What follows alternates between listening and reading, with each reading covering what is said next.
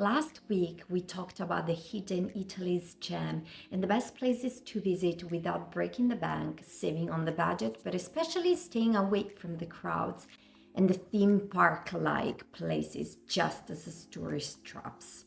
This week, I'm giving you a few more advice, tips, and tricks on how to navigate Italy as a local. So, whether it's reading a receipt, catching a bus, or booking a train ticket, today I'm giving you some extra tips on how to navigate Italy as a local. So, let's go. Decoding an Italian receipt. Italian receipts might look a little bit puzzling at first, but it's actually pretty simple to read.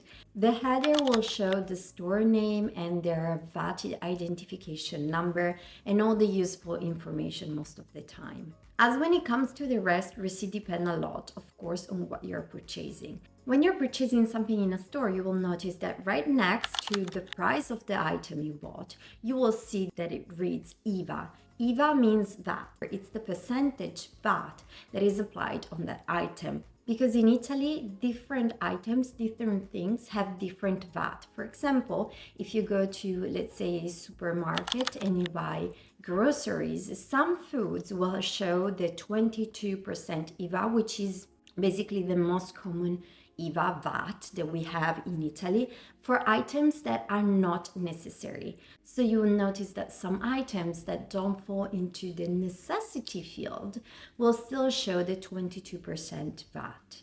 And that comes for things that is like a pre-made food or vegan food most of the time, and a lot of other items. What will show instead with 10% or 4% are all those items that are considered a necessity. So 4% VAT will apply to things like fruits and vegetables, milk and bread, things that are considered to be essential for everyday living. So yeah, you can argue that some things you buy, for example, if you're vegan and you want to buy vegan burgers, you might think that that's a necessity for you. But yes, for the Italian system, I'm sorry, it's not. And remember to always keep your receipt with you so that if you might need to change some item, you can do that only if you still have the receipt. And do not expect Italian stores to give you a refund in money. Some stores might, especially maybe big chains that have the same system abroad, but not everywhere and not every store. Definitely not things like supermarket or small boutiques or small stores. Do not expect them to give you a refund. What they will give you is another receipt, basically, that says that you can purchase something else using that amount of money that you already paid off. So yeah, don't expect a refund, but you can, in most cases, you can get an exchange or this kind of receipt to get another item with it. Now, when it comes to restaurant instead, it's a little bit different. You will notice that apart from the food, and yes, of course, when it comes to restaurant, VAT will be 22%. You will notice that there are some voices, some items in the list that you might not quite understand. One of them is probably coperto. Coperto means, well, basically covered. It basically is the fact that when you go to a restaurant, they give you like forks and cutlery and plates and tablecloth and sometimes some bread or some grissini to eat with your food, oil and vinegar to season your salad, and so on. This price that can range between 1, 2, 3, 4, even 5 euros, depending of course on the area you are at and the restaurant or the place you're staying at, might change a lot. So if you're surprised to see that there is this item written in your list that you're like, okay, but I didn't buy anything that sounded like that. What is it? That's what it is. Each and every single person that eats in a restaurant will have to pay for a coperto.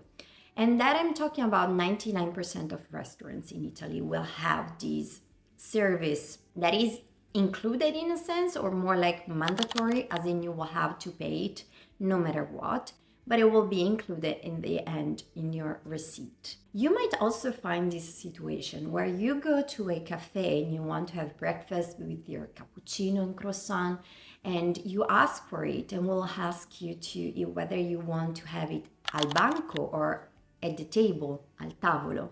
Al banco basically means at the counter. So you will see that most Italians like to take their coffee, we say al volo, which means basically on the go, literally on the flight. It means that basically you're just going to buy the coffee, drink it at the counter, standing up, which is very common to do in Italy, especially when you're in a rush. Maybe you just had lunch after work and you're having just a coffee to go right away. So you will ask for your shot of espresso. That's the only coffee basically we sell in Italy. So when it comes to Italy and you wish to buy a coffee in a cafe, do not expect a long list of different items. We mostly have coffee, sometimes hot cocoa, maybe some hot tea, and that's pretty much it. And the coffee is basically always going to be an espresso shot. Some places might have some different items, maybe a mochaccino, which is a mocha. Some special coffees, but it's not really common. You can ask your coffee with cold or hot milk. You can ask for it ristretto, which means short, or lungo, which means long. But that's pretty much it. So when it comes to cafes, they will ask you whether you want to have it al banco, as we said, at the counter, or at the table.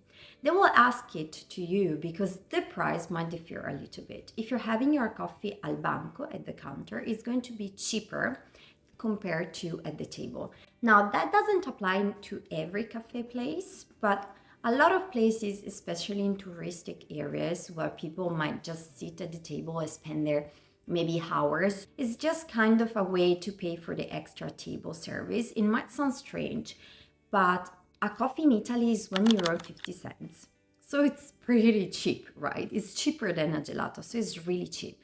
Therefore, if you just buy a coffee and you sit at the table, sometimes tables are very limited in numbers, so that basically they don't lose too much on your coffee. It doesn't matter how long you stay, you will have to pay for it anyway.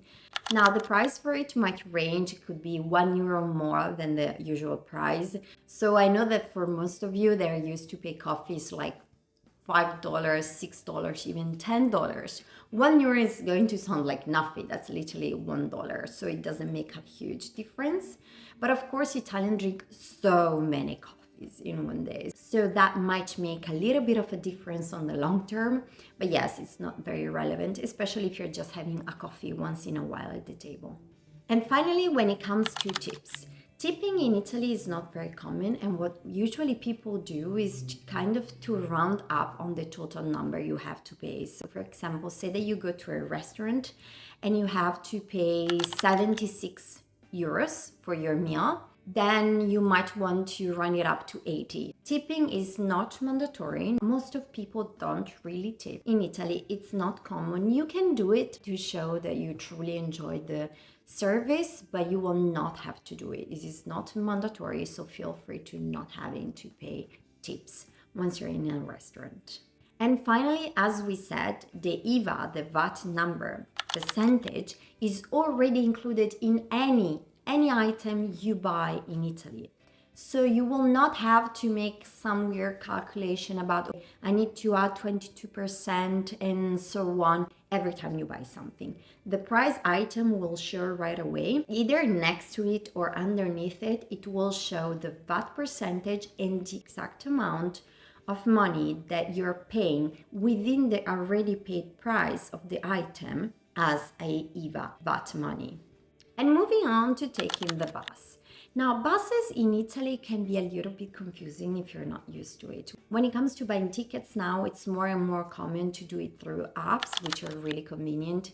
Usually, different cities might have different apps that you can use to purchase the ticket, and they will usually show it right next to the timetable column next to the bus stop, and that would be the most convenient way. Otherwise, you can buy tickets on board, but you will probably have to pay a little bit extra for the ticket, or you can buy them at the tabaccheria, which is basically where you can buy also cigarettes and newspapers. Another way that you can purchase it quite often now is on board with the contactless method. A lot of buses now have the contactless machine, so you can just tap your credit card and you can purchase the ticket that way. In that way, your ticket will already be validated. That's all the ways you can buy tickets when it comes to buses. Now, buses fare can really vary a lot depending on how far you want to go, and it kind of works as in areas. So within the city, you will have a fixed price and usually within a fixed amount of time. So let's say that you take the bus, usually it's around 90 minutes, and that's way enough to move from one side to the other side of the city. So you don't have to worry much about that unless you want to take the bus to do kind of like a bus tour on your own. When it comes outside of the urban area, so if you need to go to the outskirts of town or maybe to the suburb, then in that case, the fare will be different. So the only way for you to know is if you use the app, is going to be the most easy because they will probably ask you where you need to go so that you will know what kind of ticket you need to purchase. If you purchase it on board, you can ask the driver, of course, which is the one that sells you the ticket. Otherwise, even if you go to a tabaccheria, you can also ask them which kind of ticket and the amount for it. Now, bus tickets are pretty cheap in Italy, usually ranging between €1.50 for the urban area to maybe up to €5 if you're going like far in the suburb. So it's a pretty useful and cheap method of traveling around. In Italy, once you step on the bus, if you have the physical paper ticket you can buy, for example, in the tabaccheria, you will have to validate it. Otherwise, it's like as if you never bought it. So if a city personnel will step on the bus and will start to ask you for biglietto prego, ticket please, and you show them the ticket but you haven't validated it, it's like you never bought it at all. That moment, they will make you pay a fine right away. So I strongly suggest you remember to validate it, but remember that if you purchase it contactless, you will not need to validate it. It will be validated at the moment you purchase it. And finally, one last thing when it comes to being on the buses in Italy, yes, you can sit, you can stand. There are some seats reserved only for elder people. And remember that when you need to get off, buses will not always stop at each stop unless they need to pick up someone. Therefore, you will notice that there are these ring bells, basically. Usually they're very clear and they're like everywhere on the bus, usually red. You just need to push it before your stop so that the driver will stop and then you can get off. And still speaking of public transportation, buying train tickets can be a little bit tricky in Italy, so let me give you a couple of tricks and advices on how to do it the right way.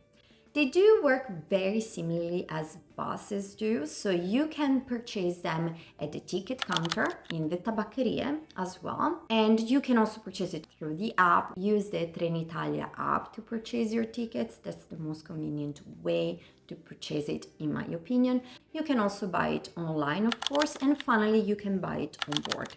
Remember though that if you buy it on board, you will have to pay an extra fee for your fare, whatever fare it is. It's a percentage of your trip. Don't forget that just as buses do, also trains tickets will need to be validated, which means that before you stop on the train, you will have to validate your ticket at the ticket machine. You will see that there are these small machines near the platforms where you can validate your ticket, and it's essential. This machine will imprint the date and the time for you, so that way your ticket will be validated for that fare. Because of course, tickets have the same price for every and each different train ride. So basically, otherwise you could use the same ticket forever. And I know it might be tempting to not validate the tickets to save a little bit on your budget, but trust me, don't do it, because most of the time there will be a trained personnel that will check your ticket, whether it's validated or not. And if it's not, you will have to pay a fine right away, which is never really fun. Just pay for the ticket. Also because when it comes to Italy, train tickets, when it comes to cheap trains, are pretty cheap. And if you buy a ticket online or through app, you will notice that they will show you very different ticket prices and fares. That is because there are different types of trains in Italy. You can have a regionale, regionale veloce, intercity, freccia argento, freccia rossa. There are so many different types. Each one of them will have different prices, being the freccia rossa probably the most expensive one, and the regionale the cheapest. Regionale basically means regional, so it's a train that will stop to each and every little town along the way. Therefore, it will be much slower, probably not as comfortable as a freccia rossa or as a freccia argento, and it will take a long time basically to reach the final destination. That is kind of the kind of train that people that go to work every day take. While if you need to go to a longer distance, you will probably prefer to take an intercity or a freccia rossa. But do keep in mind that in that case, ticket prices will be much higher compared to a regional ticket. And finally, let's talk about some key words and sentences that you might need to use or that you might hear in Italy that will really make it easier for you to navigate this country while traveling. Of course, there are the obvious words, which are buongiorno, buonasera, buon pomeriggio. We like to specify in Italy. We don't just say hello all the time. We actually use good morning, good afternoon, good evening, and so on quite a lot. Also, do not forget when you enter stores or shops to always greet. They will always greet you, and it is the most common in Italy to greet back. Even as a customer, we always greet inside stores, store attendants, and so on. Generally speaking, Italians do like small talk. They might not small talk you as much maybe as in the States, when maybe they small talk you even at the cashier, let's say at the grocery store. But a lot of people might start a conversation maybe when you're queuing in line or when you're waiting in the drugstore, just to entertain yourself and make time go a little bit faster, especially elder people. And if you don't feel like having a conversation because maybe they're speaking in Italian and you don't know how to answer back, just say, non parlo italiano. I don't speak Italian. And they will understand that this conversation won't really go anywhere. Generally speaking, Italians are not especially good when it comes to languages, and English in particular, but of course it depends. It's also a matter of generation and age. Younger people will definitely talk English better than elder people do, but even when they don't speak English, they will still try to make up a conversation with you. So if you feel like trying, maybe you want to kind of practice your Italian or use some words, they will love it. They will still try to communicate with you in Italian, even though you do not understand. As you know, we love speaking with our hands. So we truly speak with our entire body and face when we communicate. Italians in general are really friendly and they will love helping you out. So if you need to ask for things like recommendations, I strongly suggest you ask the locals, especially when it comes to food. Italians love food. Food in Italy is our religion. It's not Catholicism. I know you thought that was it, but it's not. Food is our religion. The most common thing to see in Italy is Italians eating at a restaurant, talking about food they had that one time in that other place, or maybe how about we try that other place next time? I swear, the amount of time we spend about talking about food is probably more than the time we spend eating it. So yes, we love food. Therefore, if you need a restaurant recommendation, a cafe recommendation, I strongly suggest you ask locals. You can literally just stop people in the road and say, I'm really hungry, where do you suggest I should go? And they will give you a list. Be ready for it. So yes, of course, you can use Booking and TripAdvisor, but I strongly suggest you ask local recommendations, whether it's to your hotel or whether it's inside stores or just passerbys. As I said before, in Italy, we always greet, and we're kind of pretty polite in that sense. So remember to greet once you enter with a buongiorno, good morning, or salve, which means hello. And always remember to greet also when you leave. Arrivederci, grazie, goodbye and thank you. They will say it right back to you, and that is the most common thing to do in Italy. And another extra tip, when you travel Italy, especially in the biggest, most touristic city, the hotel, the accommodation place you're going to stay at will ask you to pay the tassa di soggiorno. That is literally a staying tax. It means that every person that is traveling in that city, in that town, will have to pay tax for staying. And that is because Italy is full of tourists. Because, of course, when tourists come, they do litter, they do produce waste, therefore, they need to pay for that waste. And that is how the city takes care of covering the extra expenses coming from tourists. Now, I know that is not very common in the rest of the world, but that's just how it is in Italy. And it's not just you.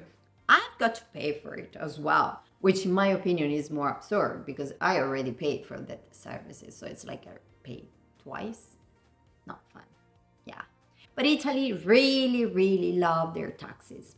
So yeah, you've got to pay for that as well. The price is going to be different depending on the place you're staying. The most popular places might be quite high. I think Florence is around 7 euros per day per person, which means that every person that travels in any place, you stay in any kind of hotel in Florence, you will have to pay, say that it's 7 euros. So if it's 2 people, they're staying 2 nights, that would be 28 euros extra on top of the price that you already paid for your hotel room. So if once you reach the hotel, before you leave, they'll ask you, okay, now you need to pay for the staying taxes, and you kind of look confused, that's what it is.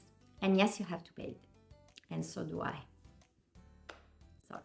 So that's it for today's video. I hope you find it useful for your next Italian adventure. Let me know in the comments down below if there's some information that I missed out on, or if you're curious about more hidden gems and more tips and tricks on how to travel Italy just like a local. You can have a look at my latest video over here where I talk about the best hidden Italian gems that you can visit outside of the crowds. Don't forget to subscribe, hit the notification bell so you don't miss any of my future videos, and I'll see you guys in our next adventure. Ciao!